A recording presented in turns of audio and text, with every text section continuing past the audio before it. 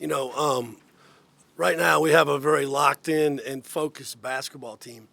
And you could tell those things the 48 hours leading up to a game by how they prepare and how they hold themselves accountable to a standard. Then they get the game plan into the game. And I think that was pretty evident by the way we started the game. I think they were 2 for 12 to start the game. And we were pretty darn aggressive defensively against a team that's hard to guard and has a lot of momentum right now. They've won 3 of their last 4. They're playing at home. But then we didn't end the half right. They scored on 8 of their last 13 possessions.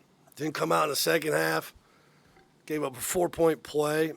I think they scored 5 out of 6 times, and then we stopped them again, 2 out of 8. But we were found a little too much. Now, the last couple road games, we did that. I went zone.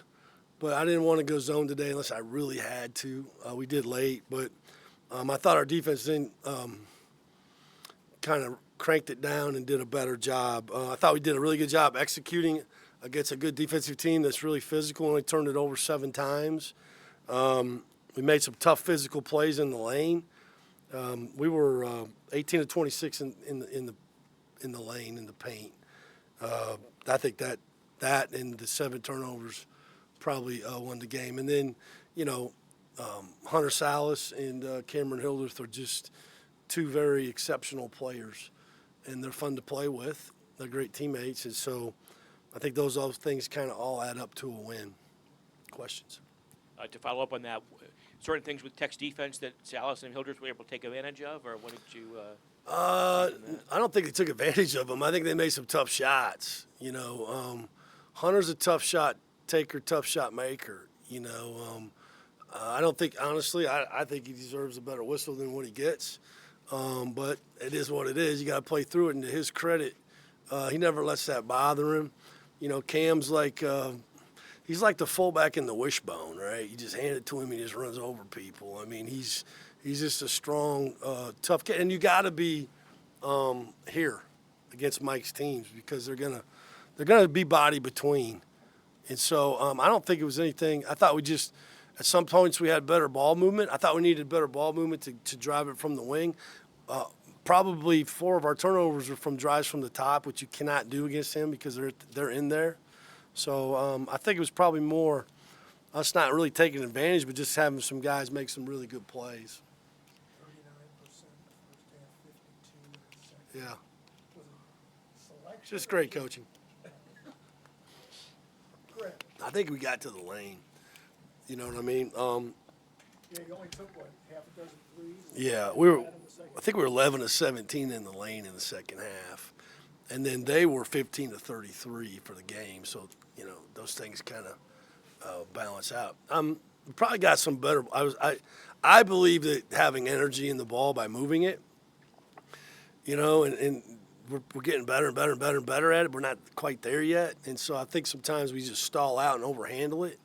But once that ball goes side to side 2 or 3 times, and then we strike, pretty hard to guard, How often do you guys, or how much do you guys work on when you get an offensive rebound, immediately look to kick out beyond the arc? Because you have 6 offensive rebounds. Okay, I learned this. 16 points. I learned this from Bruce Pearl. Pass, pass, pass.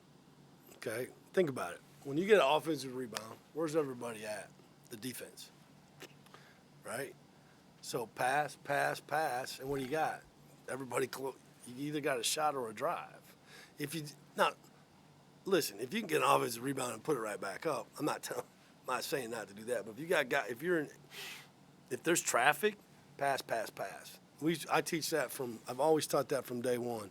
That's not that's a Bruce Pearl thing. And I think it's pretty darn effective. Yeah. What did you like about your defense today? Consistent. Just stayed pretty gritty, tough. I thought again early on we were warring their handoffs, going over them, being physical. And I don't think they like that. I think they want teams to stay at the level so they can get you behind the play, and then they're going to hurt you. I thought at the end of the half we did not do that. We got behind the play, and they started to score. But I thought we found it again in the second half. I still thought, God, we had some 50-50 balls we didn't get our hands on, just didn't get. That kind of gave them a little life. But overall, I just thought, we were pretty consistent, a team that, Mike's teams always shoot it well. We held them 31% from three. They're usually 40, especially at home. And so probably fouled a little too much, but figured it out in the second half where we didn't get too many shots in the bonus. They didn't. Coach, specifically in terms of forcing turnovers, forced 14 in the first half, or 14 on the game, 9 in the first half. What were you able to do to keep them uncomfortable? I think it's being physical at the point of attack. So what I'm talking about there is that we're hedging the ball screens like they do. Okay? So we're poking at it, we got our hands up, and then we're warring handoffs, which means we're not going under, which if you do that, you're getting abused, okay? And then there's some times we did because we got caught or tired or behind the play. Majority of the time, and then we had to defeat screens and not run into them. And when we did, we were pretty good. When we didn't, they scored. So I would say those are probably the three things I would tell you that we had to do well to win the game. David asked you about the offensive rebounds. Juke, with about 2.5 minutes to go, Juke missed his own, got it. Yep. They're in a 5-point game. You guys called timeout. Yeah. How big of a play is that from? I mean, huge. I mean, he came out early and shot a couple threes that didn't go in, right? But he's 6'7". It's like, dude, get in there and get a little bit closer and make an easier shot. And he got fouled on the first shot. They just didn't call it, but he didn't let that affect him, which a lot of freshmen would do this, or he just went right back after it and made the shot. He's got a big heart. He's a really good recruit.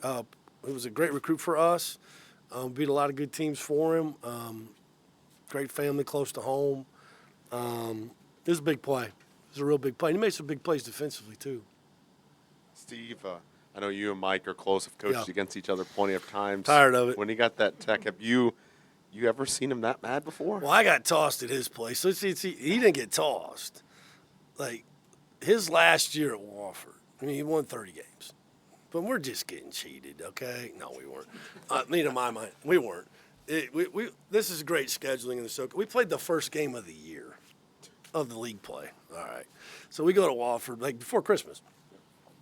And late in the game, the verticality deal, I feel like Mike's guys are just launching into my guys. So at the end of the game, I tried to get a tee with about a minute to go, going up the court. He wouldn't give it to me. So I just followed him all the way, and they scored him. And I stood right next to Mike in his huddle and got a technical, got tossed. And Mike's like, Steve! I'm like, I got it. And so I don't think I've ever seen him get one. So it's just kind of turnabout's fair play, but I'm still ahead 2-1 because I got 2 and he got 1. I don't, I think he was right, what he was mad about. It seemed like to me he wanted the basket I think they waved it off at first or something. I knew that. And then they counted. Yeah, well, I knew that was going to count, at some point. But I'm sure, it's not typical for him. But, like I said, I'm still ahead in the technicals. Turn after the 3-point shooting. Yeah. 1 for 13. Yeah. I looked at it. I can tell you this too.